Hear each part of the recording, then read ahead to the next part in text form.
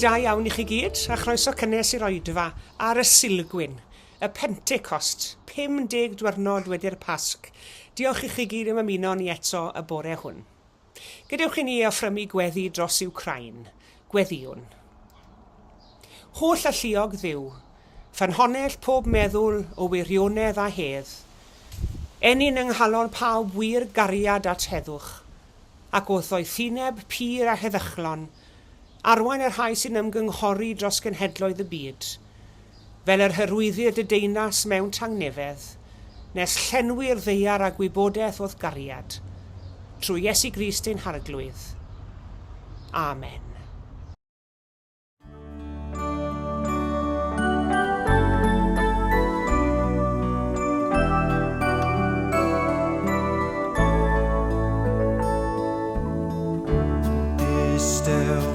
Mae presenoldeb Crist, y sanctaidd un y gerllaw.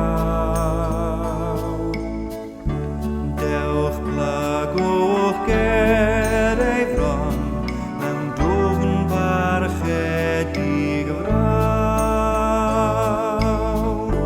Di bechod yw efe, lle saif mae'n sanctaidd le. Dewch ans mae presenoldeb Crist, y sanctaidd un gerllaw. Dewch ans gogoniant Crist ei hun, ond cylch lewer y changrif. Belisg a sanctaidd dan, mawr ei ysblander fri. Brawachus yw ein erth, breswylydd mawr y berth. Dewch ans gogoniant Crist ei hun, ond cylch lewer changrif. Dewch ans mae'n nerth yr arglwyddior, yn symud yn ein plith. Dawyn hiachau yn nawr, gweinyddau ras fel gwlyth. Begliw ein hegwan lef, trwy ffydd erban i'w chef. Dewch cant mae'n nerth yr arglwyddior, yn symud yn ein plith.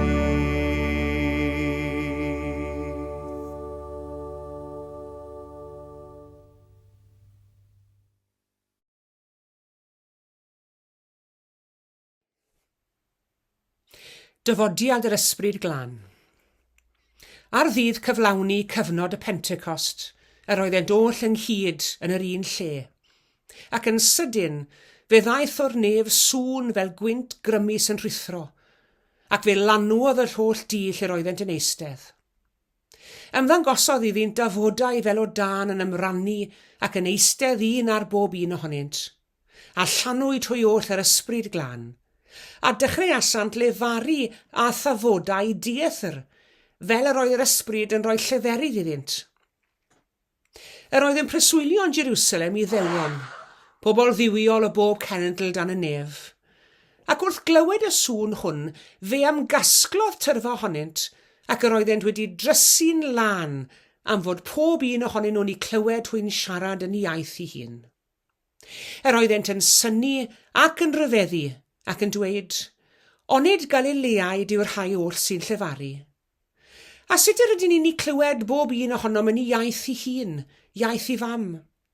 Parthiaid a Mediaid ac Elamitiaid, a thrigolion Mesopotamia, Judea a Cappadocia, Pontus ac Asia, Phrygia a Pamphylia, yr Aifft a pharthau Libia tua Cyrene, a'r ymwelwyl o Rifen, yn Iddewon a Phroselitiaid, Cretiaid ac Arabiaid, Yr ydym yn ei clywed hwy'n llefaru yn ei hieithoedd ni am fawrion weithredoedd Duw.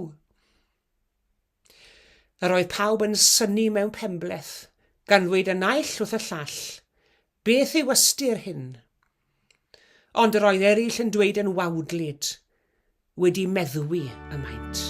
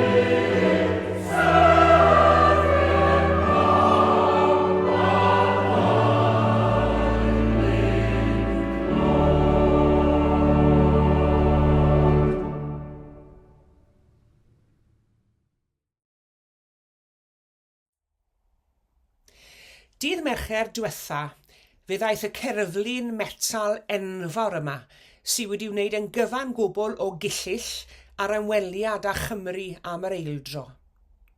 Enw'r cerflun yw Angel Cyllill. Mae e'n 7 troedfedd ar hugain neu'n 8 metr o uchder. Fe fydd yn treulio'r 4 wythnos nesaf yn Llys y Brenin yn Aberystwyth.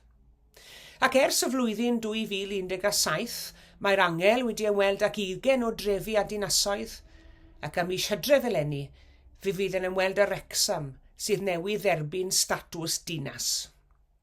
Mae'n symbol o'r ymgyrch yn erbyn trais ac ymddygiad ymosodol, ac mae wedi wneud gan ddefnyddio mwy na 100,000 o gillill.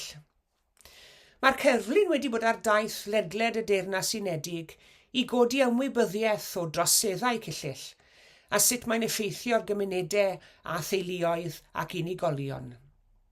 Cyllell yw'r rhain sydd wedi hildio i'r heddlu. Ac mae'r angel cyllell yn ein hatgoffa ni o'r effaith unistriol y mae troseddau cyllell ac unrhyw fath o drais ar ymddygiad ymosodol yn ei chael deuluoedd a chymunedau. Mae'r heddlu a phartneriaid eraill wedi dod at ei gilydd dros y 6 mis diwetha i roi ymyriadau ar waith i ddargyrfeirio plant o droseddau cyllell. Y gobaith yw y bydd yr angel cyllell yn help i godi ymwybyddiaeth o effaith unistriol troseddau cyllell, ac hefyd yn dangos nad yw ein cymunedau ni yn barod i oddef unrhyw ymddygiad treisgar. Fe ddywedodd Mair tref Aberystwyth i ni'n croesawu'r angel, nid oes lle i drais o unrhyw fath yn ein cymuned ni. Ac fe allwn ni siŵr o fod bob yr un ohono ni ddweud amen i hynny. Ac mae'n gyd-ddigwyddiad diddorol fod y cerflun hwn sydd yn ein rhybuddio ni yn erbyn trais yn cael ei gosod yn Aberystwyth yr union wythnos hon, sef yr wythnos cyn y Pentecost. Oherwydd, ar ddydd y Pentecost, neu'r Silgwyn fel i ni'n cofio heddi, fe gofiwn ni'n arbennig am hyn a ddigwyddodd y noson rhyfedd honno, pan ymwelodd Duw ar apostolion drwy dywallt i ysbryd arnynt, a dyma enni'r eglwys Gristnogol. Mae'r ysbryd glân, mae ysbryd Duw yn ysbryd sydd yn ein nerthu ni. Fe drodd yr ysbryd yr apostolion ofnus a nerfus yn bobl gwrol aeth allan i'r byd i gyhoeddi neges yr Efengil. Yn wir, mae sôn amdanyn nhw i bod nhw wedi aflonyddu'r byd, i bod nhw wedi troi'r byd wyneb yn weired. Mae'r ysbryd yn nerthu ac yn arwain. Mae'r ysbryd yn ein harwen ni i'r gwirionedd. Mae'r ysbryd yn ein hadnewyddu ni, a mae yn adnewyddu'r ddeiar yn gyfan gwbl hefyd. Mae'r ysbryd yn rhoi ffrwythau i ni. Mae ffrwythau'r ysbryd yn cael eu rhestru yma yn y Testament Newydd yn y llythyr at y Galatied. A dyma nhw: cariad, llawenydd, tangnefedd, goddefgarwch, caredigrwydd, daioni, ffyddlondeb, addfwynder a hunan ddisgybleth. Nawr, does dim un o'r ffrwythau neu'r doniau hynny mae'r ysbryd yn ei roi i ni yn ymylu at ein denu ni tuag at unrhyw elfen o amharch neu drais tuag at bobl eraill. Mae'r ffrwythau hyn yn ein harfogi ni ydyn, ond nid gyda chyllyll neu arfau treisgar, ond maen nhw'n ein harfogi ni a doniau sydd yn ein cryfhau ni yn yr ysbryd, a thrwy'r doniau neu'r ffrwythau niferus hyn, i ni'n cael ein harfogi i frwydro'n ddigyfaddawd yn erbyn trais a gweithredu cyfiawnder a heddwch. Mae'r ysbryd glân heddi fel ddoi yn arwain, yn adnewyddu ac yn dwyn ffrwyth, gan weithredu drwy bobl fel chi a fi, a thrwy cymunedau i adnewyddu'r byd yn gyfan gwbl. Yn hwyr y dydd adeg y Pasg, os cofiwch chi, fe ymddangosodd Iesu'r disgyblion ac yn adlodd arnynt i ysbryd.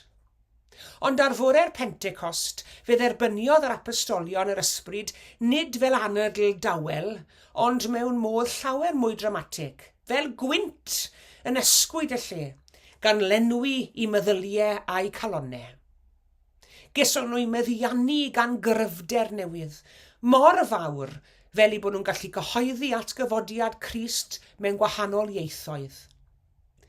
Yn yr Efengil, mae Iesu'n addo i'w ddisgyblion, pan fydd wedi dychwelyd at y tad, y daw'r ysbryd glân i'w harwen i'r holl wirionedd, ac mae e'n esbonio iddyn nhw y bydd ei weithred yn dod â nhw i ddeall beth y mae'n ei wneud.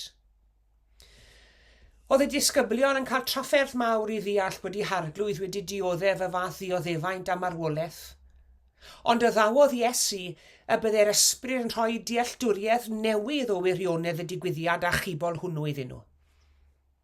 Ac fe gofiwch chi bod nhw wedi cael eu parlysu gan ofon ar dechrau, wedi cael eu hunain mewn stafell mwyn osgoi canlyniadau dydd Gwener y Groglith. Ond erbyn hyn, doedd dim cywilydd arno i fod yn dystion i Grist. Doedd dim cywilydd arnyn nhw ddweud i bod nhw'n ddisgyblion i Iesu, fydden nhw ddim yn crynu mwyach o flaen llysoedd dynion. Wedi llenwi ar ysbryd glân, bydden nhw nawr yn deall yr holl wirionedd. Taw'r mynegiad eithaf o gariad Duw oedd marwolaeth Iesu. Cariad drwy'r atgyfodiad, sy'n gorchfygu marwolaeth ac yn dyrchafu Iesu fel yr arglwydd byw ac fel gwaredwr y byd. Arweiniwyd nhw gan yr ysbryd at y gwirionedd, ac arweiniodd y gwirionedd at greu cwmni aeth ati gyhoeddi'r newyddion da i'r byd, cwmni a alwyd yn eglwys. Newyddion da'r Efengil, ffordd Iesu, ffordd heddwch a chymod. Nid ffordd trais, nid ffordd cyllyll, ond ffordd cariad. Ac wrth i Aberystwyth groesawu'r cerflun hwn i'n tre adeg y Pentecost. Gweddiwn y bydd i bawb a fydd yn syllu arno, gael ei llenwi ac ysbryd Duw, a chael ei harwen at y gwirionedd. Na ddaw unrhyw ddaioni o drais, ac ymuno'n yr ymgyrch i orseddu cariad. Rhoddodd Iesu ar y ddewid, cyn ei fynd i ben ei daith, yr anfonau ef i ysbryd i roi bywyd yn ei gwaith. Dawn yr ysbryd, digon i'r disgyblion fi, a digon i ninne hefyd. Amen.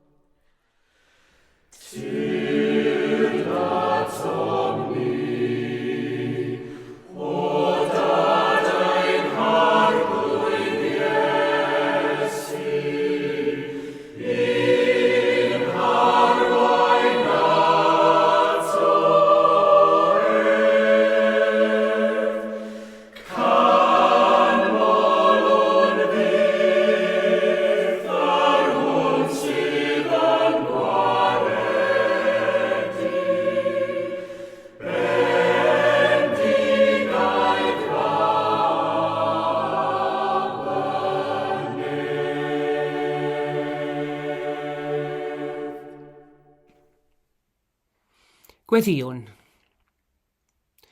Ein tad yr hwnnwyt yn y nefoedd, rho'n ddiolch am mawl i ti o Dduw, am yr amrywiol ffyrdd yr wyt ti'n ddatguddio dy hun, ac yn gweithredu yn dy fyd ac yn dy eglws.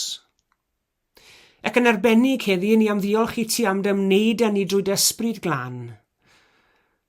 Am ei rym yn y greadigaeth, yn dwy'n trefn o anrhefn a goleuni o dywyllwch, ac am ei egni creadigol yn ein bywyd ni. Diolch hwn am iddo ddisgyn ar Iesu yn ei fedydd i'w arfogi ar gyfer ei weinidogaeth, ac i'n harwen unne i adnabod a'i ddilyn. Diolch hwn yn arbennig heddi am iddo ymdywallt ar dy ddisgyblion ar y Pentecost cynta, i'w gwisgo grym i distio i ti, ac i adnewyddu a bywhaid eglwys heddi yn ei gwaith. Diolch i ti am ei oleuni a'i arweiniad yn hanes y ddynoliaeth, yn atblygiad gwareiddiad, yn argymfyddiadau'r gwyddonydd, yng ngweledigaeth y bardd a dawn yr artist. Diolch hwn am ei bresenoldeb a'i nerth yn ein bywydau ninne, yn ein tywys i adnabod a chredu yn Iesu, yn ein cynnal yn ein hargyfyngau, ac yn ein hysbrydoli ymroi i waith y deyrnas. Arglwydd agor ein calonnau anmeddyliau i'w anadliadau bywiol, ac i'w egnioedd a'i ddoniau. Ysbryd Sanctaidd, gorchfygan hofnau a gwna ni'n wrol yn o ti. Ryddha ni o'n difaterwch a'n syrth ni, ac enyn fflam ac allor ein heneidiau. Ysbryd Sanctaidd, bydd yn nerth i'r gwan a'r tlawd, bydd yn gwmni'r unig a'r rhai sydd mewn tristwch, bydd yn arweinydd i'r rhai sydd ar goll mewn anobaith. Yr wyt ti fel y gwynt yn chwythu lle ymynu, yn dod atom ar hyd llwybrau anhysbys ac anisgwyl, yn cyffwrdd â ni yn holl brofiadau'n bywyd, tir datom yn awr, ac aros gyda ni dros byth. Gofyn nhw'n hyn yn enw Iesu, a'n dysgodd i weddio gyda'n gilydd trwy ddweud, ein tad, yr hwn wyt yn y nefoedd, sancteiddiau'r dy enw, diled y deyrnas, gwneler dy wellus, megis yn y nef felly ar y ddeiar hefyd. Dyro i ni heddiw ein bara baenyddiol, a madda i ni ein dyledion, fel y myddyiw nina i'n dyledwyr. Ac nac arwain ni brofedigaeth, eithi'r gwared ni rhag drwg. Canis eiddo ti yw y deyrnas, a'r nerth, a'r gogoniant. Yn oes oesoedd. Amen.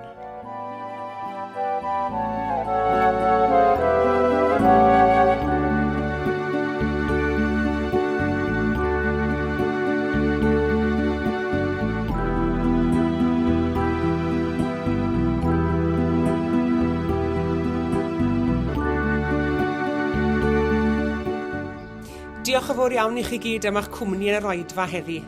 Tan y Sul nesaf, cadwch yn ddiogel ac yn iach, a gras ein harglwydd Iesu Grist a chariad Duw, a chymdeithas yr ysbryd glân, a fyddo gyda ni oll. Amen.